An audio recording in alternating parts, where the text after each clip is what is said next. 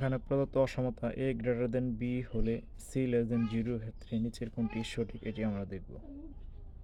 এখানে c less than 0 মানে c এর মান শূন্যের চেয়ে ছোট, তার মানে c এর সকল মান হবে ঋণাত্মক। আমরা জানি ঋণাত্মক সংখ্যা দিয়ে কোনো সংখ্যাকে গুণ করলে তার মান কমে যায়।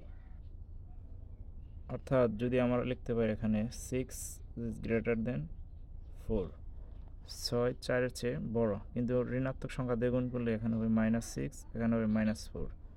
তাহলে এখানে কোনটি বড়? নিঃসন্দেহে -4 বড়। তাহলে চিহ্নটা কী হয়ে যায়? পাল্টে যায়। তো ঋণাত্মক সংখ্যা দিয়ে গুণ করলে চিহ্ন পাল্টে যায়। তাহলে এখানে গুণ করা হয়েছে কিন্তু চিহ্ন পাল্টেনি, তার মানে এটি হবে না। ঋণাত্মক সংখ্যা দিয়ে গুণ করলে এখানে 0 হওয়ার কোনো সম্ভাবনা নেই, তার মানে এটিও ভুল। আর এটা দিয়ে গুণ করলে দুইটা ইকুয়াল হওয়ার কোনো সম্ভাবনা নেই, তার মানে এটিও ভুল। অতএব উত্তর হবে AC লেস দেন BC।